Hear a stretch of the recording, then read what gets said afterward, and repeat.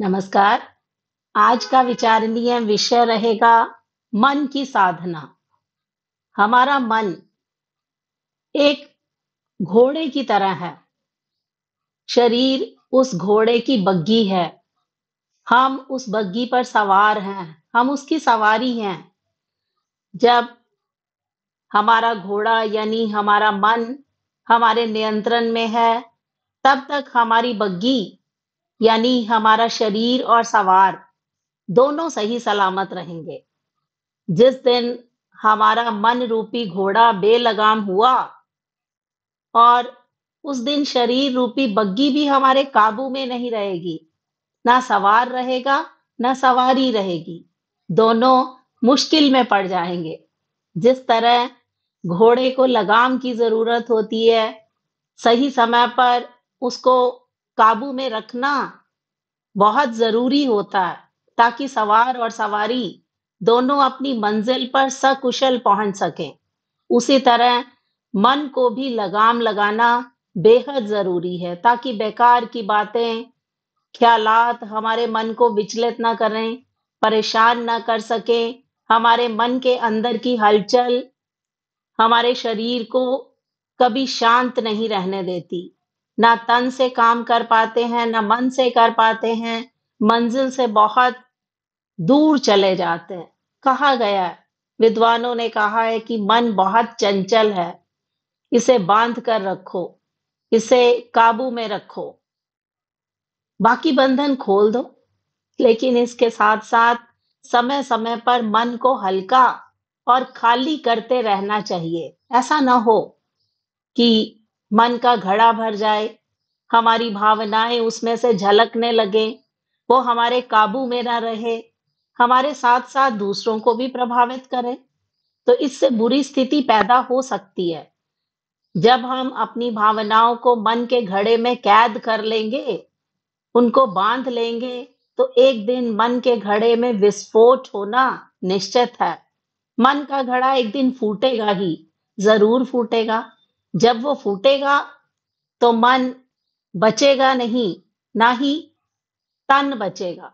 क्योंकि कहा गया है कि मन चंगा तो कठौती में गंगा।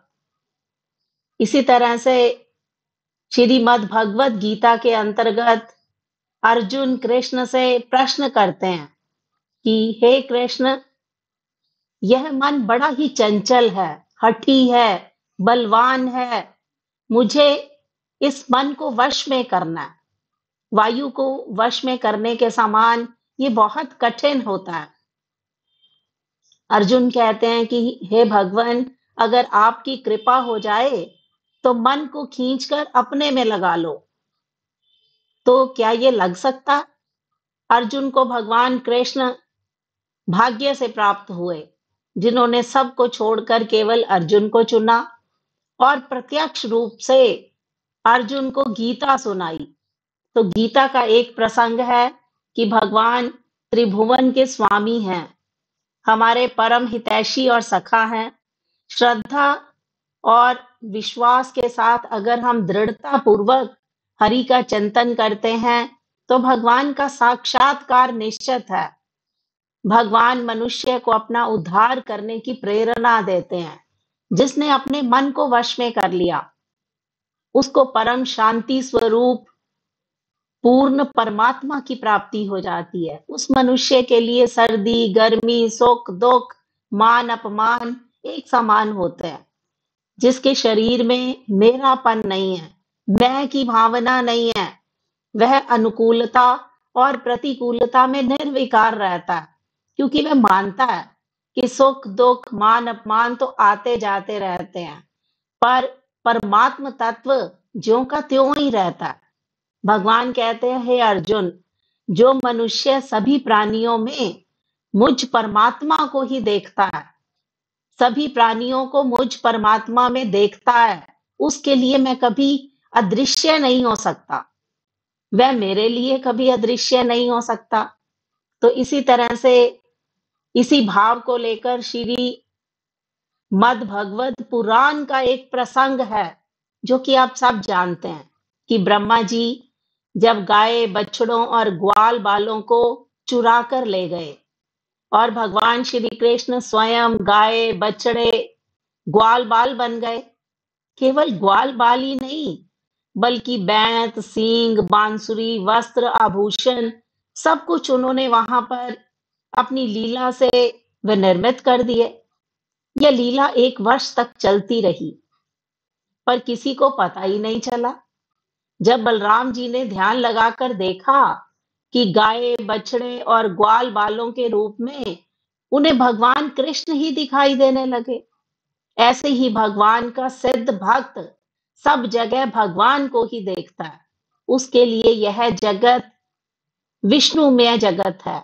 कर्म योगी परमात्मा को नजदीक से देखता है, ज्ञान योगी परमात्मा को अपने में देखता है, और भक्ति योगी परमात्मा को सब जगह देखता है, सर्वत्र देखता है। क्योंकि भगवान कृष्ण भी यही कहते हैं कि हे अर्जुन, योग में स्थित मनुष्य सभी प्राणियों के हृदय में मुझको देखता है, भक्ति भाव में स्थित होकर मेरा स्मरण करता है। वह योगी सभी प्रकार से सदैव मुझ में स्थित रहता है। भक्त और भगवान दिखने में दो हैं, लेकिन वास्तव में दोनों एक ही होते हैं। भगवान भक्त में भगवान है और भगवान में भक्त है। भगवान में प्रीति होने के कारण भक्ति योग का साधक भगवान को प्राप्त कर लेता है। तो अर्जुन अपने मन की चंचलता, अपने मन का हठीपन और अपने बलवान मन को नियंत्रित करने के लिए भगवान कृष्ण के सामने जो अपना वक्तव्य रखते हैं और बार बार यही कहते हैं कि मन को खींचकर अपने में लगा लो, तो उस समय भगवान कृष्ण माता कुंती का उदाहरण देकर अर्जुन को समझाने की कोशिश करते हैं कि हे महाबाहु कुंती पुत्र, इसमें कोई संशय नहीं है कि चंचल मन को वश में करना बहुत कठिन है, किंतु सांसारिक कामनाओं को त्याग कर वैराग्य के द्वारा, निरंतर अभ्यास के द्वारा वश में किया जा सकता है। अर्जुन की माता कुंती बहुत ही बुद्धिमती थी, संसारिक भोगों से विरक्त रहने वाली नारी थी। श्रीमद् भगवत पुराण में कुंती ने भगवान श्री कृष्ण से विपत्ति का वरदान मांगा। कभी सुना है हमने कि एक संसारिक प्राणी कभी विपत्ति का वरदान मांगे? लेकिन माता कुंती ने भगवान कृष्ण से विपत्ति का वरदान मांगा। ऐसा वरदान मांगने वाला इतिहास में कुंती के अलावा कोई अन्य नहीं है। तो भगवान अर्जुन को कुंती माता की याद दिलाते हुए कहते हैं कि जैसे तुम्हारी माता कुंती बड़ी विरक्त है, ऐसे ही तुम संसार से विरक्त होकर अपने मन संसार को अपने परमात्मा में लगाओ, तो आपको परमात्म तत्व प्राप्त हो सकता है। हमारे विद्वत जन भी इसी भावधारा का समर्थन करते हैं। डॉक्टर भीमराव अंबेडकर ने भी यही कहा है कि मन की साधना मानव अस्तित्व का अंतिम लक्ष्य होना चाहिए।